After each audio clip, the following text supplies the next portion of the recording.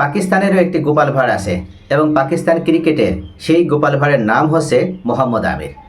সেই গোপাল ভাঁড়ের মতন এক এক সময় এক এক প্রেডিকশনে হাজির হয়েছিল। এবার বিশ্বকাপে আমরা দেখেছি বিশ্বকাপে ভারত নাকি সুপার এইটে উঠবে না, আবার ভারত সুপার এইটে উঠলো। তারপর আবার সে অজুহাত তুলে দাঁড়ালো যে সুপার এইট পার হয়ে ভারত সেমিফাইনালে যেতে পারবে না। তারপর আবার যখন সেমিফাইনালে গেল তখন বলল যে ভারত ফাইনালে যাবে না। এবং ভারত যখন চ্যাম্পিয়ন হলো তখনও তার কিন্তু অজুহাতের শেষ নেই যে ভারত চ্যাম্পিয়ন হতো না যদি না বিভিন্ন ধরনের ইস্যুগুলো সামনে এনে উল্লেখ করলো যে এই বিষয়গুলো ভারতের সামনে না আসতো। তো সব মিলিয়ে এখন স্বীকৃত গোপাল ভাঁড়ে পরিণত হয়েছে মোহাম্মদ আমির। তবে আজকের ভিডিওটি মোহাম্মদ আমিরকে নিয়ে নয়, বিশ্বকাপ চলাকালীন মোহাম্মদ আমির উল্লেখ করেছিল যে 8 তারিখে বিশ্বকাপের পর আমাদের 11 তারিখে বাংলাদেশের সাথে ম্যাচ আছে, সিরিজ আছে এবং সেখানে আমাদের ব্যস্ততা আছে। অর্থাৎ বাংলাদেশের সাথে তাদের নাকি ভালো একটা অ্যাডভান্টেজ রয়েছে, যেখানে বাংলাদেশ এই বিশ্বকাপে যেখানে বাংলাদেশের সাথে এই সিরিজটা জেতার মাধ্যমে পাকিস্তান নিজেদের র্যাঙ্কিং আরও উন্নতি করতে চায়। কিন্তু বাস্তবতা আমরা দেখছি বিশ্বকাপে তো পাকিস্তান শুধু ছিটকেই পড়েছে তা নয়, বাংলাদেশের সাথে তারা প্রথম ম্যাচেই এই ওয়ানডে সিরিজের প্রথম ম্যাচে বাংলাদেশের গর্জনে তারা একেবারে লুঙ্গি খুলে যাওয়ার অবস্থায় পড়েছে। অর্থাৎ এতটা বাজেভাবে যে পাকিস্তান পরাজিত হবে এটা হয়তো কখনো কেউ জানেনি বা কেউ অনুধাবনই করতে পারেনি। তাও আবার প্রথমে ব্যাট করে মাত্র 114 রান। মিরপুরের উইকেটটা ধান ক্ষেতের উইকেট, এটা ঠিক আছে, আমরা মেনে নিছি।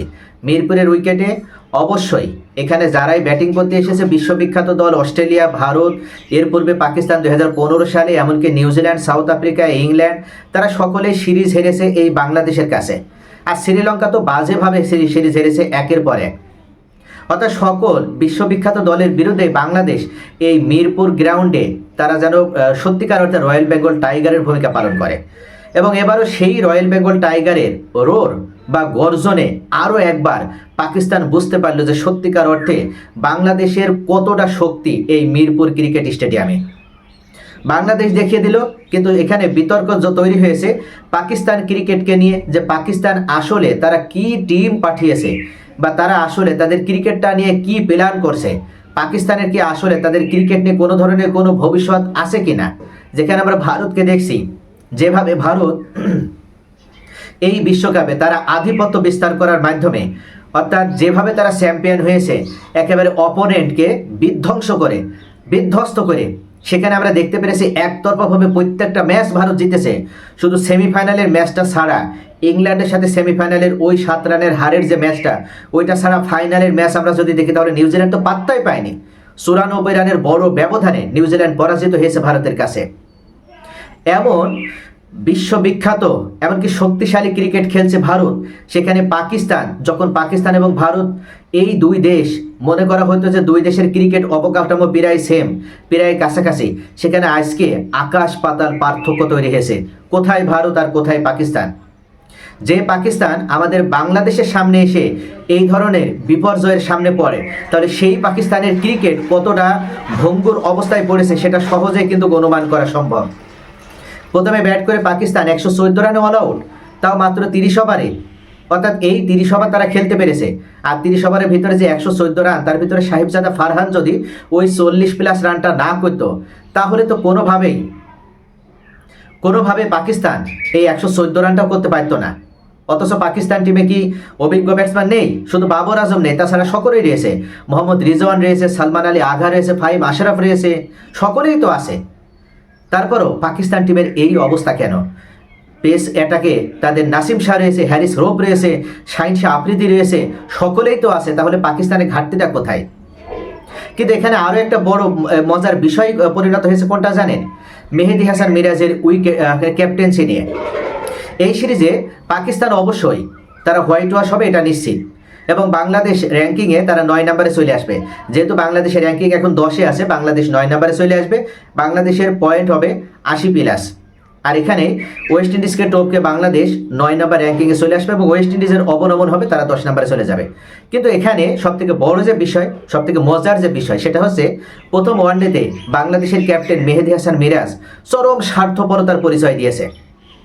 হয়তো অনেক কন্টেন্ট ক্রিয়েটর তারা মিরাজের পক্ষে দাঁড়াতে পারে, কিন্তু বাস্তবতা হচ্ছে মিরাজ এই যে 30 ওভারে যে খেলাটা হয়েছে, পাকিস্তান যে 30 ওভার টিকেছে, এই 30 ওভারও তো পাকিস্তান টিকতো না। তারা তো 20 থেকে 25 ওভারের ভিতরে অল আউট হয়ে যাওয়ার কথা। 30 ওভারের ভিতরে এখানে আপনাকে যদি বলি যে একজন মাত্র বলার তার ফুল যে কোটা সেটা পূরণ করেছে, তাহলে আপনি হয়তো বলবেন নিশ্চয়ই নাহিদ রানা, অথবা বলবেন মুস্তাফিজ, অথবা বলবেন রিশাদ, অথবা বলবেন তাসকিন আহমেদ, কেননা এরাই তো বাংলাদেশের মূল বোলার। তাহলে এরা নিশ্চয়ই 10 ওভার পূরণ করেছে।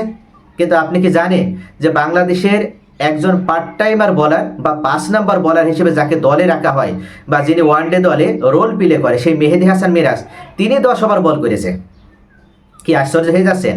আশ্চর্য আমিও হয়েছিলাম যখন খেলাটা আমি দেখেছি, তখন আমি একের পর এক অবাক হয়েছি যে কি করছে মিরাজ। যখন 70 রানে পাকিস্তানের 7টি উইকেট পড়ে গিয়েছে, 70 রানে পাকিস্তানের 7 উইকেট পড়ে যাওয়ার পর যখন মনে করা হয়েছিল যে পাকিস্তানের এবার দ্রুত অল আউট করে দেওয়ার জন্য এটাকে মুস্তাফিজকে নিয়ে আসা হবে, অথবা নাহিদ রানাকে নিয়ে আসা হবে, অথবা তাসকিনকে, নতুবা আপনার রিশাদ হোসেনকে নিয়ে আসা হবে, কিন্তু আমরা দেখেছি সম্পূর্ণ উল্টো হয়েছে। রিশাদ হোসেনকে মাত্র 2 ওভার বল কারণে হয়েছে।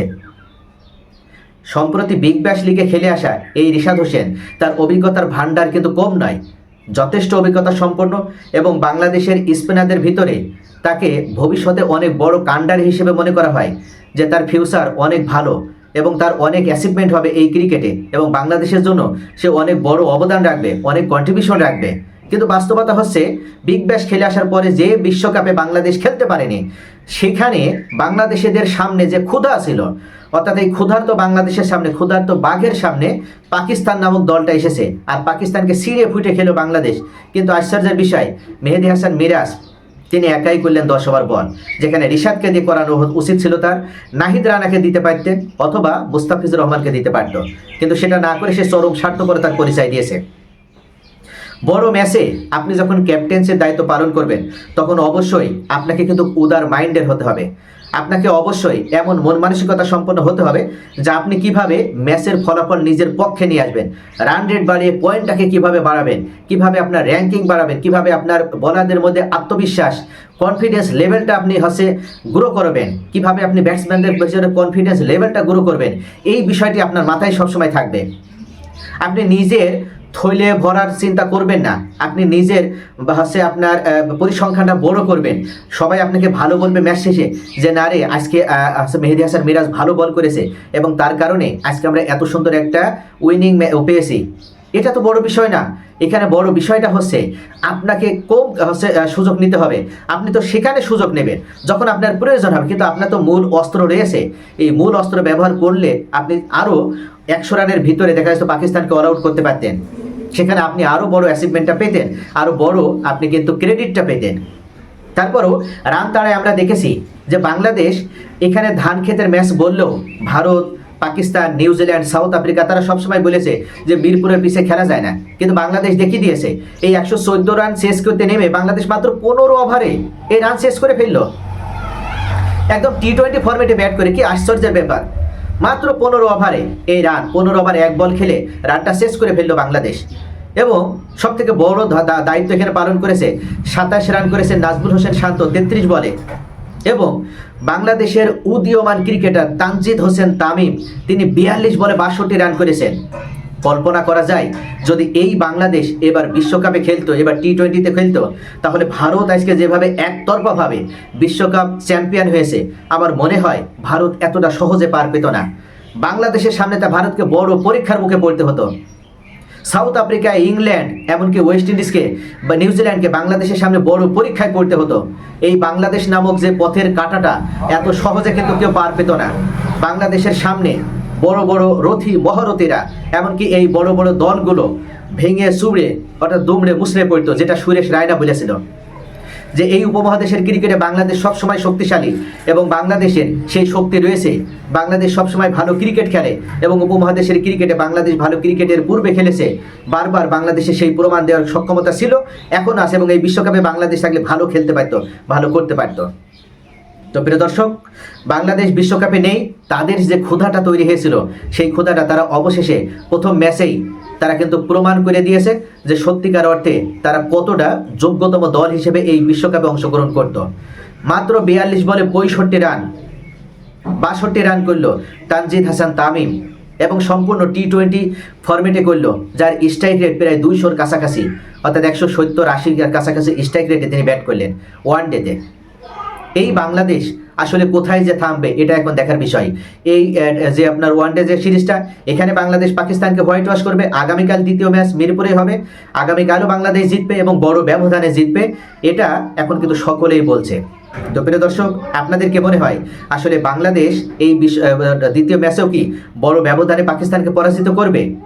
আর মিরাজ যেভাবে ক্যাপ্টেন্সির দায়িত্ব পালন করেছে, মিরাজের যদি এই জায়গায় তার যদি সংশোধন না আসে, তাহলে তাকে বাদ দিয়ে অবশ্যই অন্য কাউকে ক্যাপ্টেন হিসেবে চিন্তা করা উচিত বাংলাদেশ ক্রিকেট বোর্ডের। এটা কি আপনাদের মনে হয়?